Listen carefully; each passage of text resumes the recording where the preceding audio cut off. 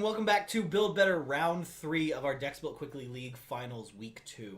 That is so many things. I'm going to turn that into an acronym. It's going to be really long. No, don't do acronyms. We've got Snigenhoff versus Wally, 1v1 after Wally hamburglared round 2. Yeah. Like, straight stole it in front of Snigenhoff.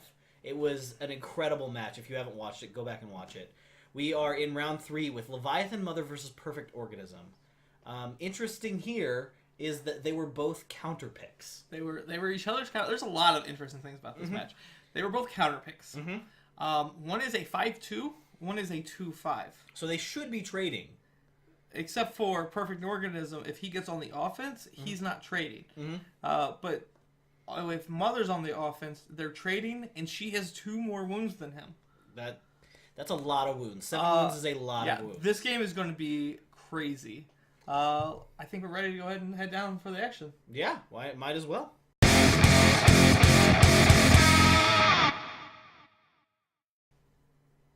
So this matchup is actually very interesting for me. As you saw from my player interview last week, I am team keep Wally out. Right. But I also am not a huge fan of my man. My man is dropping some sick plays on I turn 1. love Hawkins. Hawkins turn 1 is my favorite team play there is. Hawkins turn 1, he team attacked with Perfect Organism because he has Mercenary. Hawkins also gives leader to the Mercenary that he's merking with. Yep. So he doesn't get stunned back. He doesn't get stunned back. That's an XP. Perfect Organism gets an XP on turn 1. This is already shaping up to be a great match. This is great. We've got Leviathan Mother coming in with the team, going and searching out the servitors. This seems a little early. If he's got a servitor in hand, I am in on it. But I believe this is a main phase ability? It is a build phase ability. Okay. But in my testing with Leviathan Mother, at least in like normal constructed, the searching for servitors is used for one thing. What's that? Opening up your plot twist, because they're all loyalty plot twists. Okay. So unless he's not a loyalty deck, which like I imagine he is because of all the one-of-a-kind characters. Ooh. Snigenhoff coming in here with the BM, just tapping the top of the deck. That is, little fact, that is the one thing that player hates. And he is coming in with the loyal soldiers. This feels a little wasted at this moment. But yeah, like a lot of the turn feels a little off, right? Like if you set up a turn where you play you have 1 or 2 one-of-a-kind characters, and then you bring in the servitor to open up your plot twist, then you use loyal soldiers to get like the most value out of it. But we're going to see a team attack. Yeah, Wally coming in with a team attack. He is going to get stuff happens and chest bursted. Is not legal. Yeah, he does not have a prey. He cannot play stuff happens at the moment. But it looks like that's being realized. So we're going back. We're going back just a little bit. That was not a legal play. You must have a team stamped side character in order to play a team stamped plot twist. Right. In which case, he lost his Hawkins. Yes, he lost his Hawkins. So he's just going to take the stun here. Did he stun someone back? Choose no one on the stun back. What? Because he can't. He's a 2-5. Oh. Servitor is now a 3-3 because of the loyal soldier. Okay, so yeah, that whole first turn, I guess, redeemed itself. Yep. I forgot that Perfect Organism does not have the front side on this one. Baby got front. All right, that is a ferocious xenomorph. Okay, that's a decent play most of the time. In this format, it becomes a 2-3 with first strike. With first strike, it doesn't really line up well against either one of these guys because of because of the loyal soldiers. But we're gonna go. It looks like we're going for the team attack. We're just we're going for the team attack on Leviathan Mother. We're gonna use the space to not get struck back. He's gonna read it to make sure he actually knows what it says. The defender cannot strike back. The defender cannot strike back, which is important here. Which is great. Like, get another XP, lining it up. Yeah, we are currently at a deficit of 1 wound on Perfect Organism's side because of the 7-5 disparity. Because, it feels like such a mountain to climb. It's a huge mountain. We got a fortress coming out from Wally on round 2. We will see where he wants to go with this. This does open up his one-of-a-kind side characters, but in my thoughts and experience, all the one-of-a-kind side characters for 2-drop are okay. He's just skipping the build, just running straight into the attack. I mean, you only have 3 2-drops probably in the whole deck, so... which is awkward. That shows that he also does not have any of the servitors in hand. Okay. So there are 10 cards at this point that are not in his hand. Right. That's a lot of information for your opponent. Yeah.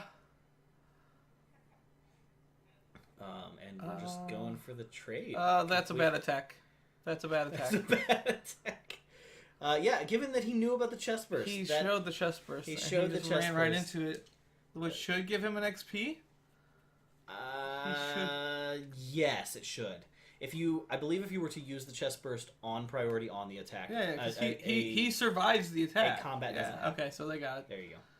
So now Perfect Organism is a 3/9. That is a lot. To Come overcome. at me, bro. Yeah, a 3/9. And we have a Blaine. It looks like we're getting a Blaine. He's explaining Perfect Organism's abilities right now. Which is actually really good in this matchup. Leviathans, if it's mono, which it feels like it is,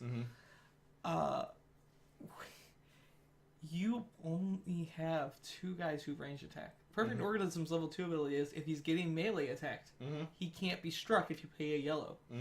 So, for a yellow, all but 2 characters in your deck cannot strike me when you're attacking me. That is a lot. This is not looking very strong. We do have evened up on wounds due to Wally's attack into chest burst. It's okay right now because we don't have any yellow. Well, at least not showing. Maybe we're keeping it in our hands to be sneaky, but I doubt it. Like, you kind of want to just leave those up and like force your opponent to know that, okay, I have to make a bad attack in order to get through with a good attack. And that's part of the mind games. Wally's going to throw down a face-down resource for turn 3. He is going to hopefully recruit a 3-drop. Something, right? You have to have something. I mean, where you're at right now, you're just on a losing train if you don't start recruiting characters. The problem here is Leviathan Mother does not have a very good selection of 3-drops. I think it is its weakest curve. I mean, you got the constructed all-star Fang Leviathan. But Fang Leviathan does nothing here other than Comet Fall. Right. What's the other one? The 4/4 is really your best bet. The 4/4 Lumberer. And he makes it so your opponent can't use abilities. But he is going to play the Fang Leviathan. Okay. Who in this format is a 4/3. 3/4. He's normally a 4/3. He's normally a 4/3. So he's going to be a 3/4. He's a 3/4. He'll put a stun on Perfect Organism. He will not. Perfect Organism now has 9 defense. Is he 3/9? Well, you got a -1 counter, so he's a 2/8, I guess. He's a 2/8. But we got a loyal soldiers pumping everyone up and just a pass. Again, it feels a little bit of a preemptive. Loyal soldiers. You kind of want to have at least like 3 guys on the board, and we've used it twice with 2 people on the board. Yeah. I mean, maybe Wally's just hoping that Nick won't be able to drop a character he can stun both. Like, ooh. But with Mac, that's not going to happen. Mac's pretty good. Mac's a big dude. He's the 4/4, and when he's in combat with a character who has a -1/-1 counter, he is a 6/6. Yeah, he gains +2/+2. And he has like what I call the reverse Comet Fall effect. Yes. Where he Comet Falls anyone that your opponent puts into play. So. And he is gonna just stuff happens. Trade with the stuff happens. The other card that Wally knew about. Yeah, that's a pretty clean attack. Yeah. Jeez. Moving into Wally's turn 4. So Nick has now taken the lead in the wound race. He has 4 health left to Wally's 3 health left. They were tied. Yeah. We're gonna need we're gonna need a couple bomb Leviathan here. Yeah. If he Comet Falls on curve, it's at least going to put him a little bit ahead. Right. But every character that comes in is going to have a -1/-1 counter. Ugh. He has got to take care of that Mac because it's not going to work out good for Wally. Looking at his cards, thinking over what he's going to do, it looks like he's lingering on a 4-drop. He has a lot of blue in his hand from what I can see. So it kind of depends if that blue is... He's coming in with the old turtle shell, which is only a 3-drop, but turtle shell is very strong. What is he? A 3-drop 4/4 with Berserk. 3-drop 4/4 with Berserk and Lumber. So he's gonna lose the -1/-1 counter, which is very important here, so that he can't get struck by Mac and Mac get bigger. He can still get struck by Mac, just normal stats, but he has 2 health. Mm-hmm. So, like, it buys him, like, maybe, I don't know, like, depends on what he has. He can't have any more shocks. He's played all of his shocks in his previous 2 decks. So maybe, like, a fine cover could be good here, though. Mm-hmm. And he is... I would feel real bad if his hand is just loyalty plot twists. Ooh. Oh, that is a very nice Nebula. Yeah, if you're gonna underdrop on 5, a 6/6 is the way to do it. 6/6 is pretty good. So you're gonna take that wound. Mac's gonna run into Turtle Shell. He's gonna take the wound. Blaine's gonna shoot Leviathan Mother, who just has nothing to do with this. So we talked a little bit about PO's level 2 being really good because almost none of Walter's characters have range. Mm-hmm. We also talked about how good range is in this format. Yeah. It also lines up really bad with the Prey, who almost all have range. Mm-hmm. Just shooting all your guys. And you don't have anyone with flight, so you can't go pick them off. You gotta go through this perfect organism first. Yeah, good luck. This is ugh. I mean, Foresight's 2020. Foresight is hindsight. Hindsight's 2020. Maybe he should not have gone loyalty here. Maybe he should have just played into Leviathan Mother's strengths, played a couple of the one-of-the-kinds, the good ones on curve, and then played what he knows is already good in this format. Play ranged, play big booty Judies, play things that are actually going to affect the game. But then you wouldn't have leveled up. He's not going to level up either. That's where I'm at. Maybe just take the fact that you have 7 wounds and turn it into a Dark Phoenix deck. You may level, you may not. But I've got 7 wounds, and we're going into the long game. Oh, okay. So maybe this is the deck that you'd, like, jam Mantis in? Yeah, you'd throw some Mantises in here. You would probably... it'd probably be pretty Guardians heavy. Because she also has the ability to gain... Like, just get big. If she were to level. Right. Furnace Chest Leviathan. Furnace Chest Leviathan. I've been blown out a few times by this card. It's not amazing, but you know what? Extinguish is extinguish when you need it. Yeah, and it doesn't look like he has the resource to use it, the space to use that. So, man, this what is that? Mac is just like taxing this board. You know what would be amazing here? 2 loyal soldiers would be amazing right here. All right, we've got a lumbering. Yeah, lumbering is going to come in. He's going to become a 5/5. Obviously, Nick is going to choose Nebula for this. What? Uh-oh. We forgot about lumbering. Oh, we forgot. They forgot about lumbering. Okay. Either we forgot about lumbering. All I heard was punt. Mm-hmm. So either we forgot about lumbering, or we forgot that we were a 6/6 over there. Yeah, Listen, when you're behind the 8 ball, that is not good. You should have just taken the XP there. It's a rough one, but just pass and take the XP. Oh man, this is not looking good for our hometown hero Wally. But he has to win this for the troops. He has to. Maybe he's pulling a Hulk Hogan. Yeah, he's putting himself into a bad position. He's taking some hits, but then he's gonna rally back. Well, let me tell you about Harrigan and how good of a 6-drop he is. It makes it hard to rally back. Yeah. I don't see Wally coming back from this. He's still got 2 more wounds, so we can see some stuff. And if Leviathans could happen. Yeah, if Leviathans are going to swing back, it's going to be those 6 and 7-drop Leviathans. Let's just hope we can actually see something out of it. He is going to use the old double. The mother, I believe, what's it? Who knows what it's called? Something about tribute to the mother. Yeah, I think that's what it's called. That might be tribute to the mother. So he's going to reduce the attacker's defense and attack by 3 on each side, turning PO at this point into a 5 defense. Yes. And no attack. Right. So just to bounce. Just to keep his guy alive. But like it's to be noted that like if he didn't use that, he wouldn't have access to it on this next attack. He's gonna do it again. And another one. And trade. It looks like a trade here for Nebula. Nebula's just going to die. No, this is not a trade. He's at 6/4 to Nebula's 3/3. Oh, that's actually really good. He's gonna eat it. Nebula's going to get powered up to a 4/4. We're talking about a trade right now. And another one. Wow. All right. Nebula's gone. I feel like that was a little foolhardy. But here's the thing about Nick. Uh-huh. You've seen all these Shock the Systems. You've seen all these tributes to the mothers. Mm-hmm. When things like that line up for someone, it puts Nick on tilt. That's true. And Mac's going to take his free attack. And this is what Mac does work. you need. You need him to be on tilt in order to, like, maybe rally something back. But his board state is just so good. Yeah. Oh, now we're down to our last wound. This feels bad, man. Yeah. Sitting and on... Harrigan's just got 2 wounds.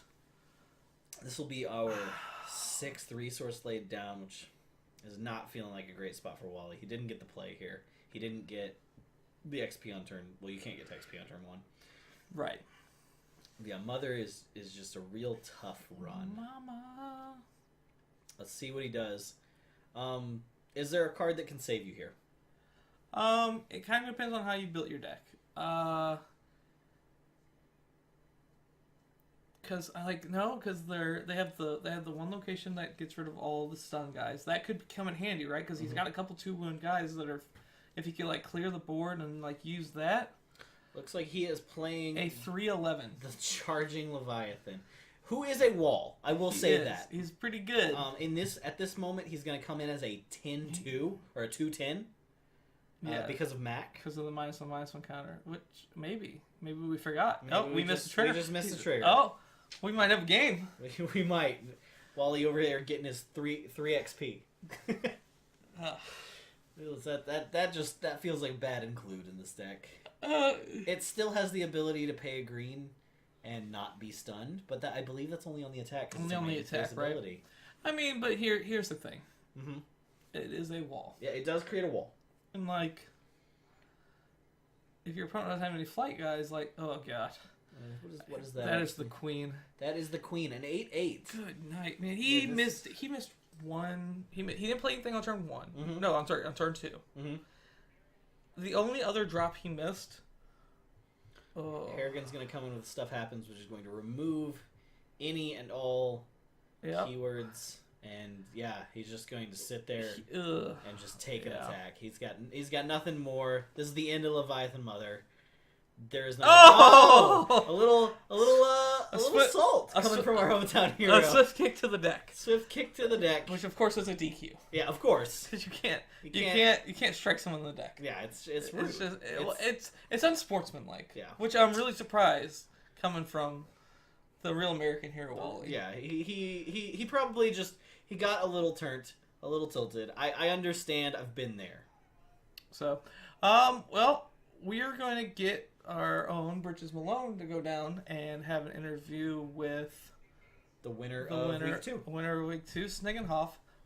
Any closing thoughts before we get them set up?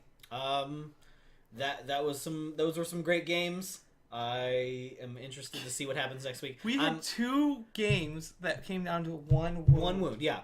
And the third round was a complete pup stomp where neither of us saw that round going that way. Not really. So it's been an interesting set.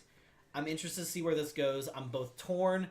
I didn't want to see just Snigenhoff as a character up in the top finals that early, but I also am always on team keep Wally out. So it's a bittersweet It's a bittersweet moment for me. Let's go down to the interview and see what Snigenhoff has to say. Okay. All right, guys, welcome back to week 2 of Team Build Better's Decks Built Quick here. With me today, we have Snigenhoff. That's right, we have Snigenhoff, the Week 2 champion. By the way, you failed to mention that. I'll just correct you real quick. I have something to say to all the other competitors and the commissioner of the league, okay? Listen very closely. You can't stop me. Just give me the belt now, all right? Let me rewind just a little bit to the beginning of this week. So we did 3 rounds of Swiss before we got to this championship match. Round number 1, I beat... Who was it? Oh, it was you! Last week's 2nd place finisher. Then, in round number 2, I faced Vito, last week's 1st place finisher. In round number 3, I faced Crappy Wally, who I then had to face Crappy Wally again in the finals, this week's 2nd place finisher. I have run a train on the top competitors in this league, and I have come out victorious against all of them. So in the upcoming tournament, let me just say something to all of you who might find yourself across the table from me. Just give up. Just scoop up the cards. There's no reason to waste the time and mental energy that it will take to even try to beat me. You can save that so that all of you can scrape together and try to win second place. Okay? So, Cody, I'm sure you have some questions you want to ask me on my phenomenal finish this week. You can go ahead and heap your praise on me now. Choice words there, guys, from Snigenhoff, our Week 2 champion. That I am. For the viewers at home, I would like to remind everyone that even though everything he just said is technically correct, 100% true. Snigenhoff didn't even place during our Week 1 event. Let me correct him on something there. And now he's going to get defensive. In week number 1, we only played 2 rounds of Swiss, not 3. Round 1, I lost to some random dude in a mask in a very close finish. And then round number 2, I got a bye, so I got screwed out of any chance of making the top table. So, in the last 2 weeks, I'm 6-1. I'm on a 5-game win streak. How can you argue against that? The Sniggin train is just getting moving. Everyone's hopping aboard, and the only stop it's going to make is to pick up my championship. Bold words there, guys. True words. Let's move into your decks then. Okay. Round 1. Oh, my first one. Yes. Yes, that's correct. Your Star-Lord deck. Yeah. Tell us what was going through your mind. What were some of your key pieces that went into that build for the as I'll remind everyone, the Loki's Trickster God Gambit event? Yes. In my preparation for this event, I pegged Star-Lord as a top competitor, not knowing what decks were going to be in the draft.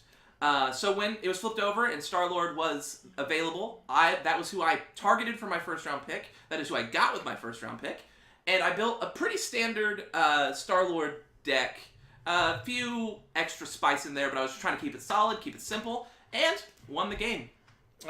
Good Didn't on even you. clench. I did notice that. You did seem to have a very kind of a streamlined, play big dudes on curve deck. Yes. And it worked out to perfection. Absolutely. Your turn 6 Adam Warlock was beautiful. Yep. Train turn 6 Adam Warlock, turn 7 Drax, turn 8 Adam Warlock, win the game. I mean, that'll get you there, ladies and gentlemen.